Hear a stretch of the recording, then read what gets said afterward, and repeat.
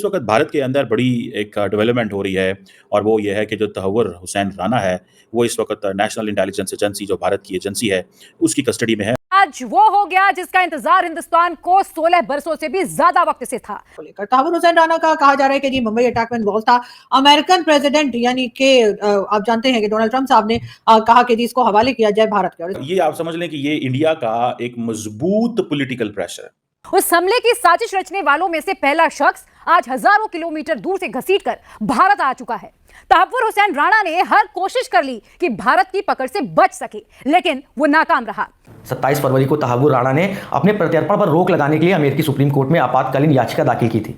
पिछले महीने supreme court की एसोसिएट जस्टिस एलेना कगर ने राणा की याचिका खारिज कर दी थी। राणा ने दोबारा याचिका पेश की और मांग की थी कि उसकी अपील मुख्य न्यायाधीश जॉन रॉबर्ट्स के सामने पेश की जाए। लेकिन 7 अप्रैल को अमेरिका की सुप्रीम कोर्ट की वेबसाइट पर प्रकाशित नोटिस में कहा गया कि अर्जी कोर्ट ने खारिज कर दी है और इसके बाद राणा के भारत लाए जाने का रास्ता साफ हो गया। और अब पाकिस्तान हर वो कोशिश कर रहा है जिससे वो तहव्वुर राणा से अपना पल्ला झाड़ सके। वैसे आपको बता दें कि तहव्वुर राणा के पास भले ही कनाडा की नागरिकता है, लेकिन उसका जन्म पाकिस्तान में ही हुआ है और वो पाकिस्तानी सेना और आईएसआई के लिए काम करता रहा है। लिहाजा पाकिस्तान को डर है कि भारत प्रत्यर्पण के बाद अब वो मुंबई हमले में पाकिस्तान की भूमिका का खुलासा कर सकता है। याद दिला दें, मुंबई में साल 2008 में हुए आतंकी हमले में 166 लोगों की मौत हो गई थी। इसका बैकग्राउंड क्या है? Right? He served as a captain in the Pakistani Army Medical Corps before transitioning into business. ये इसने आर्मी छोड़ी, ये बिजनेस में आया और फिर इसके बाद ये लश्कर तैयबा के साथ जुड़ गया और इसने बोला, इसने कसम खाई कि मैं जिहाद करूंगा हिंदुओं के खिलाफ, भारत के खिलाफ। कहा जा रहा है कि ये कैनेडियन सिटीजन है, इससे पहले पाकिस्तान आर्मी में भी रहा है और उसके बाद यानी वहां पर डॉक्टर था। देखिए हेडली आया, right, David Coleman Headley Bharat आया, चाबाड हाउस जाना है, फोटो खींची, मैप पे पॉइंट आउट करा। अच्छा, छत्रपति शिवाजी टर्मिनस क्या हो गया? अच्छा, ताज, राइट।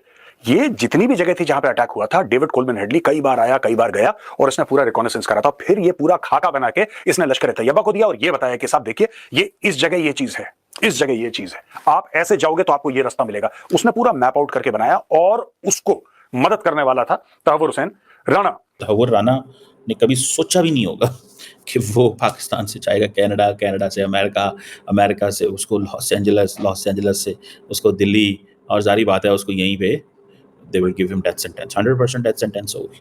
ये थोड़ी हो सकता है। जब इंडियंस ने अमेरिका के सामने प्रूव करा लिया, इंडियंस ने अमेरिका के सामने अप्रूव करवा लिया कि ये बंदा जो है इन्वॉल्व है, तो ये इंडियन जस्टिस सिस्टम आप क्या कहते हैं, छोड़ देगा?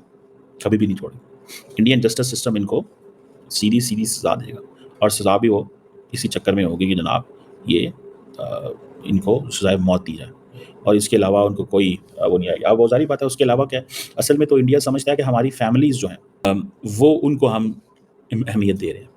ये बेसिकली वही अंदाज़ है जो अमेरिका में, यूरोप में होता है ना, कि जनाब हमारी इंसाफ दिया जा रहा है उन लोगों को जो उनकी फैमिलीज़ को इंसाफ पहुँचा रहे हैं, ठीक है जी।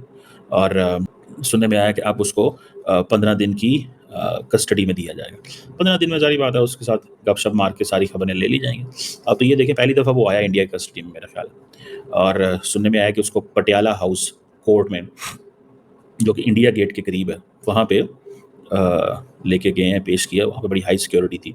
अब वो बार बार वो इंडियन मीडिया उसको लिख रहा है पाकिस्तानी कनेडियन टेररिस्ट। मंजरी जी, पहले तो मैं आप ही से जानना चाहूँगी कि 15 साल बाद तहव्वुर राणा भारत आ चुका है, उसका एक्सट्रेडिशन हो गया है।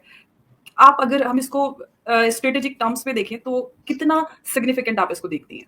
देखिए, ये एक मार्क है जो मोदी सरकार ने रखा है। First of all, Tahawwur Rana फौज में, पाकिस्तानी फौज में एक डॉक्टर था, तो उसके वापस आने से हमको एक तो सबसे बड़ी साबित चीज जो हमने की है, जिसके लिए आज तक हम लोग पाकिस्तान के साथ डोजिया खेल रहे थे, वो ये कि हमारे यहाँ आतंकवाद जो था वो पाक आर्मी द्वारा स्पॉन्सर्ड था। और इसके कारण जो है मतलब एक वो ये कहते हैं कि हाँ ये लोन वुल्फ अटैक हो गया या किसी टेररिस्ट ऑर्गेनाइजेशन ने कर दिया, लेकिन इसकी आर्मी में कोई हाथ नहीं है। तो ये एक मार्क हम साबित कर पा रहे हैं कि पाकिस्तानी आर्मी इस सबके पीछे जो मेन सोर्स ऑफ टेरर है। तो इससे क्या होगा, इस समय एक तरीके से देखिए, शहबाज शरीफ तो कुछ ज्यादा मैटर करते हैं नहीं पाकिस्तान में, तो जो चीज साबित होती है वो कि हर चीज के पीछे पाकिस्तानी आर्मी है। अब ऑफ लेटली इनके F-16 मेंटेन करने के लिए भी काफी सारा पैसा यूएसए ने दिया है।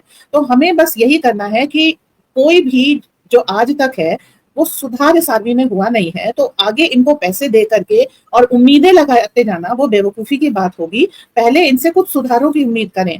जो इनके यहाँ पर और भी टेररिस्ट ऑर्गेनाइजेशंस हैं, जो आर्मी की इनको प्रोवाइड की जाने वाली कवरेज है और वो सब है, तो उसको भी ये सारी चीजें एक्सपोज करेगा, क्योंकि ये आर्मी का रेगुलर डॉक्टर था, तो हमें वो सारी डीप इंफॉर्मेशन मिलेंगी, और वो डीप इंफॉर्मेशन जब हम वायरल करेंगे या फिर खुफिया उसमें बिरादरी में जब शेयर करेंगे, तब हमको जो है वो एक अपर हैंड, एक अपर एज मिलेगी। सेकेंडली, इस आतंकवादी हमले का, कसाब का भी काफी हद तक उसका ये कलावा वगैरह से जो है इन्होंने ढकने की कोशिश की, तो तहव्वुर के आ जाने से एक वो जो है एंगल साबित होता है।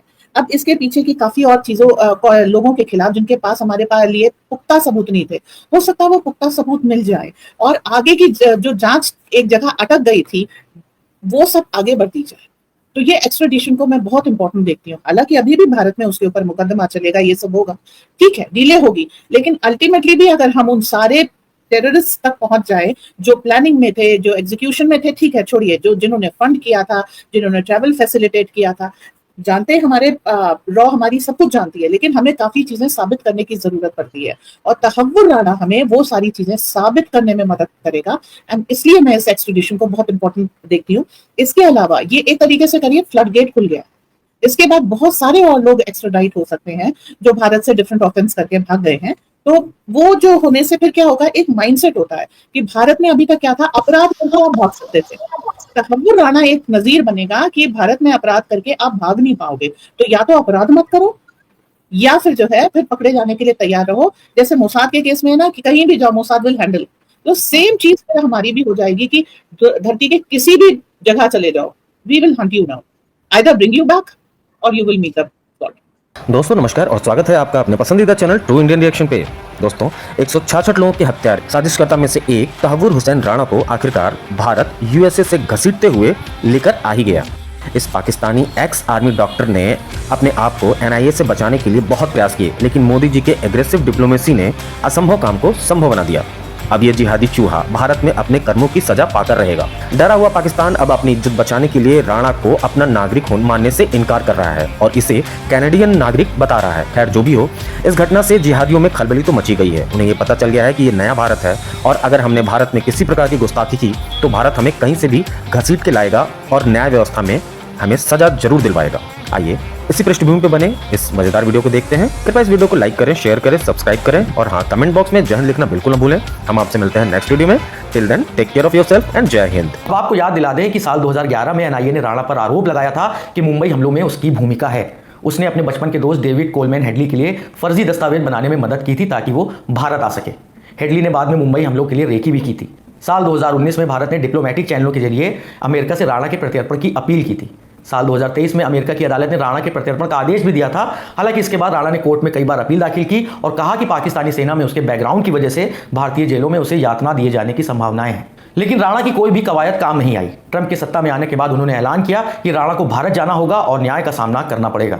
एनआईए के जो डीजी हैं उन्होंने हमें इस बात की जानकारी दी है कि सबसे मेन जो प्रायोरिटी है उस समय कोर्ट पे पेश कर कस्टडी लेना है और कस्टडी लेने के बाद जो मेन डॉट्स हैं यानी तहव्वुर राणा के आईएसआई और पाकिस्तानी आर्मी के साथ जो लिंक है उसको एस्टैब्लिश करते हुए एक्सपोज करना 26/11 के आतंकी हमले का।